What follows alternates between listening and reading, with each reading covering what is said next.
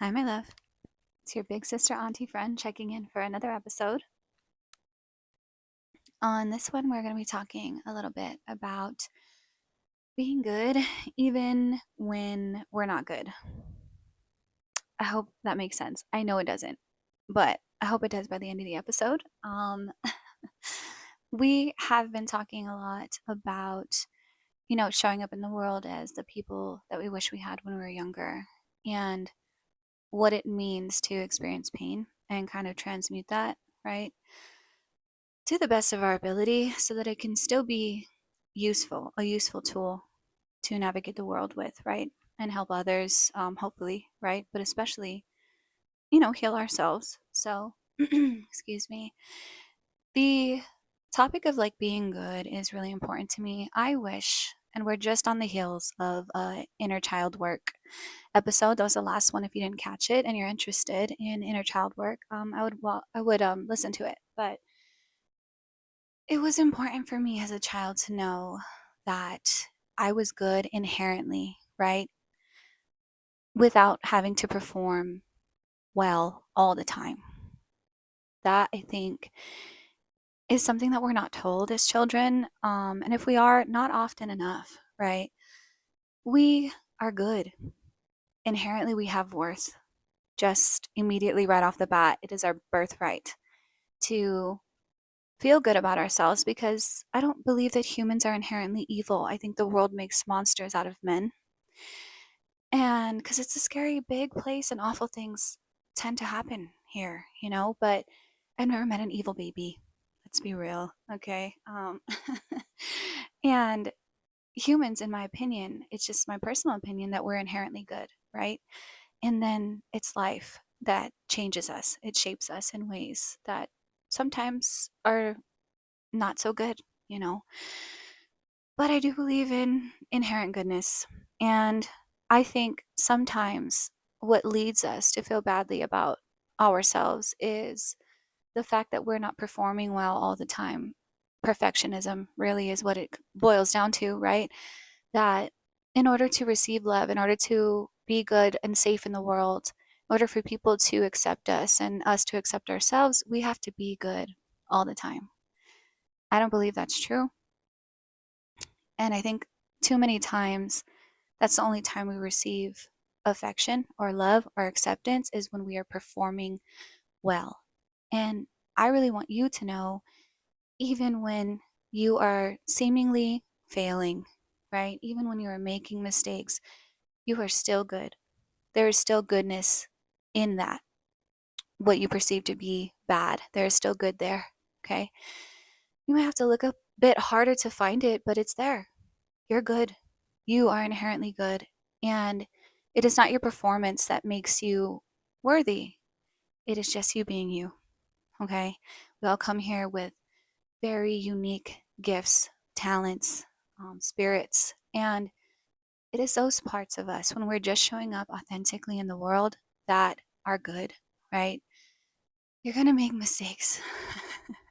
And I'm saying that as much to you as I am to myself because as a recovering perfectionist, it's hard to accept. It hurts me to say it, my love. It really does.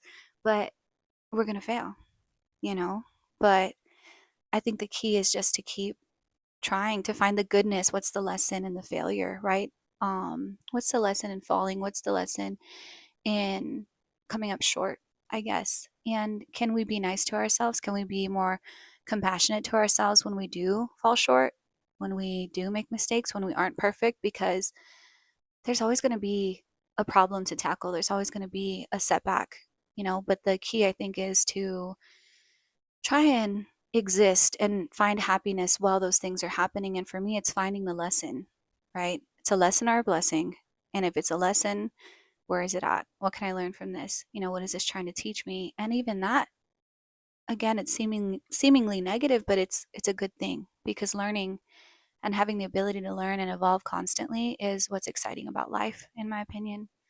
Um, Getting back to the idea that we constantly have to be performing in order for us to have a place in the world, um, I wish most of us didn't feel that way, but I think a lot of us do. think a lot of us feel like we have to be good in order for us to find our place in the world. And again, I think about the funerals that I go to, and nobody ever stands up and is like, you know what? He was a really great basketball player, the end, right? That would be unfortunate, wouldn't it? Like, he had a lot of money and he drove a really nice car, the end. That would be unfortunate. Those are the things that we spend so much time trying to accomplish and achieve, right? Performing, right? We're worried about our performance and the accolades or awards that come with that. But at the end of the day, right, on our last day, at the end of our life, we really wish that people stand up and say, you know, this person made me feel really good about myself when I was feeling really bad. You know, this person showed up at a time when I really needed something, right? This person was a good friend. This person, you know, was loyal and true and honest and kind and compassionate. And those are the things that become our legacy, right? Your car will rust over, right? Your money will not be taken with you. So the things that are left behind here in the world are in the stories people tell about you, right? And I heard once, you know, on a show that I love, that hell is in how you're remembered, and so is heaven, right? And you get to decide which is yours. So, is if we're honestly always worried about our performance and being good enough and getting the things, you know, all the successes and everything that comes with that, what is the story that people tell about us? Where is the legacy? Who do we affect positively? And what do we leave behind, right? And I think that it would be hell to be remembered as the girl with the nice car and money. I would rather be remembered for my kindness, um, for my compassion, for showing up, right? And so I try to imperfectly. And again, it gives me the biggest cringe, I tell you what. But to continue on through that is the goal. You know, there is goodness in you inherently. That means by your birthright, you are inherently good. And there are things that you were brought here to do and say and be, and they have nothing to do with your performance. Okay? They have nothing to do with the material items that you can collect. They are nice and they are comforting, but that is not the goal, my love. And if nobody's told you that those two things are different and they can be true at the same time, you can be good, right? And still not be good, right? You can be a good person, inherently good, and still not be performing in your brain, in your reality, well. Okay? You can fail and be good. You can make mistakes and still be good. The truth is, you're always good. Okay? And sometimes I need to be reminded of that. I think there's a certain sense of, you know, guilt and shame that we feel in regards to our failure. And those are things that we have to work through as well. And those are concepts we'll talk about in the next episode, because they're different. And if you don't think they are, it blew my mind when I figured out what the key difference was.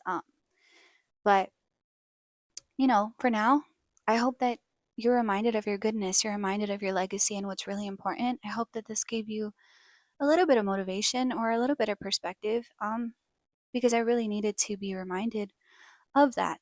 You know, it's not about the things that we so often think it's about. It's much deeper than that. You know, it's much simpler than that. And one day we will be gone. And I hope for you and I that people remember the way that we made them feel more than they remember the things that we had, right? So, with that being said, I hate to do it to you, but I'm gonna leave now. But don't worry, my love, I will always be back.